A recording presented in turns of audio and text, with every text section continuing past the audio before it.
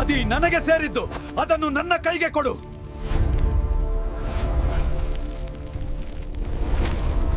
ಭಾಗ 7.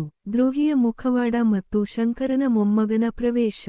ಪಾರ್ವತಿಯ ಪಾಳುಬಿದ್ದ ಮನೆಯಲ್ಲಿ ಸಿಕ್ಕ ಆ ಹಳೆಯ ಚರ್ಮದ ನಕ್ಷೆಯ ತುಣುಕು ವಿಕ್ರಮ್ನ ಕೈಯಲ್ಲಿದ್ದಾಗ ಅವನಿಗೆ ಇಡೀ ಹಳ್ಳಿ ತನ್ನನ್ನು ಶತ್ರುವಿನಂತೆ ನೋಡುತ್ತಿದೆ ಎಂಬ ಅನುಭವವಾಯಿತು. ಕನ್ನಡಿಯ ಮೂಲಕ ಬಯಲಾದ ಆ ಮತ್ತೊಬ್ಬ ದ್ರೋಹಿ ಬೇರೆ ಯಾರೂ ಅಲ್ಲ, ಹಳ್ಳಿಯ ದೇವಾಲಯದ ಧರ್ಮದರ್ಶಿಗಳಂತೆ ನಟಿಸುತ್ತಿದ್ದ ಲಿಂಗಪ್ಪ.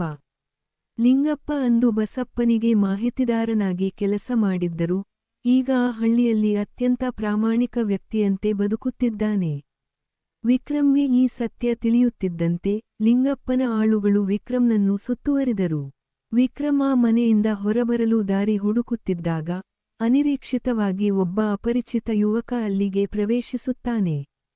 ಆ ಯುವಕನ ಹೆಸರು ಅರ್ಜುನ್. ಅವನು ನೋಡಲು ಅಚ್ಚ ಶಂಕರನ ತದ್ರೂಪದಂತಿದ್ದಾನೆ.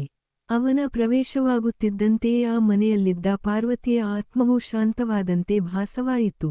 ಅರ್ಜುನ್ ಬೇರೆ ಯಾರೂ ಅಲ್ಲ, ಶಂಕರ ಊರು ಬಿಟ್ಟು ಹೋಗಿ ಮದುವೆಯಾದ ನಂತರ ಹುಟ್ಟಿದ ಅವನ ಮಗನ ಮಗ, ಅಂದರೆ ಶಂಕರನ ಮೊಮ್ಮಗ.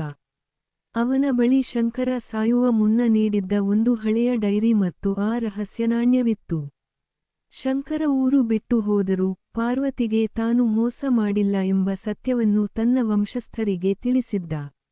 ಅಂದು ಬಸಪ್ಪನ ಆಳುಗಳಿಂದ ತಪ್ಪಿಸಿಕೊಂಡು ಹೋದ ಶಂಕರ ತನ್ನ ಪ್ರಾಣಕ್ಕೆ ಸಂಚಕಾರವಿದೆ ಎಂದು ತಿಳಿದು ದೂರದ ಊರಿನಲ್ಲಿ ಅನಾಮಧೇಯನಾಗಿ ಬದುಕಿದ್ದ. ಆದರೆ ಅವನ ಮನಸ್ಸು ಇಂದಿಗೂ ಆ ನೇರಳೆ ಸೀರೆಯ ಪಾರ್ವತಿಯ ಬಳಿಯೇ ಇತ್ತು.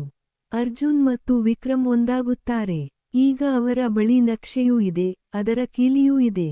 ಅರ್ಜುನ್ ತನ್ನ ತಾತನ ಕೊನೆಯ ಆಸೆಯನ್ನು ಈಡೇರಿಸಲು ಮತ್ತು ಪಾರ್ವತಿಗೆ ನ್ಯಾಯ ಒದಗಿಸಲು ಇಲ್ಲಿಗೆ ಬಂದಿದ್ದಾನೆ. ಲಿಂಗಪ್ಪ ಮತ್ತು ಅವನ ಗುಂಪು ಇವರನ್ನು ತಡೆಯಲು ಸರ್ವ ಪ್ರಯತ್ನ ಮಾಡುತ್ತದೆ. ಆದರೆ ಈ ಬಾರಿ ಅವರಿಗೆ ಎದುರಾಗಿ ನಿಂತಿರುವುದು ಕೇವಲ ಇಬ್ಬರು ಯುವಕರಲ್ಲ, ಬದಲಾಗಿ ಪಾರ್ವತಿಯ ಅತೀಂದ್ರಿಯ ಶಕ್ತಿ.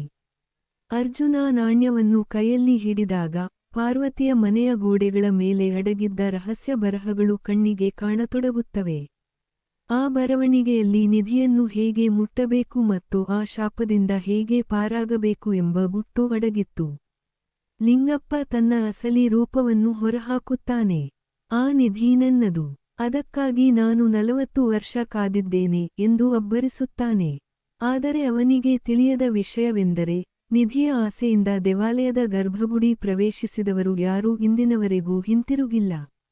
ಅರ್ಜುನ್ ಮತ್ತು ವಿಕ್ರಮ್ ಈಗ ಕಾಳಿ ದೇವಾಲಯದ ಅಂತಿಮ ಸುರಂಗಕ್ಕೆ ಹೋಗಲು ಸಿದ್ಧರಾಗುತ್ತಾರೆ. ಪಾರ್ವತಿಯ ಆತ್ಮವು ಅವರಿಗೆ ದಾರಿ ತೋರಿಸುತ್ತದೆ. ಅರ್ಜುನ್ನನ್ನು ನೋಡಿದಾಗ ಪಾರ್ವತಿಯ ಆತ್ಮಕ್ಕೆ ತನ್ನ ಶಂಕರನೇ ಮರಳಿ ಬಂದಂತೆ ಭಾಸವಾಗಿ ಅವಳ ಉಗ್ರರೂಪ ಮೃದುವಾಗುತ್ತದೆ. ಈ ಭಾಗದಲ್ಲಿ ಭಾವನಾತ್ಮಕ ಕ್ಷಣಗಳು ಮತ್ತು ರೋಚಕ ಹೋರಾಟಗಳು ವೀಕ್ಷಕರನ್ನು ಹಿಡಿದಿಡುತ್ತವೆ. ದ್ರೋಹಿ ಲಿಂಗಪ್ಪನ ಅಂತ್ಯ ಹೇಗೆ ಆಗಲಿದೆ? ಅರ್ಜುನ್ ಮತ್ತು ವಿಕ್ರಮ್ ನಿಧಿಯನ್ನು ತಲುಪುತ್ತಾರಾ? ಆ ನೇರಳೆ ಸೀರೆಯ ರಹಸ್ಯ ಅಂತಿಮವಾಗಿ ಹೇಗೆ ಬಯಲಾಗುತ್ತದೆ?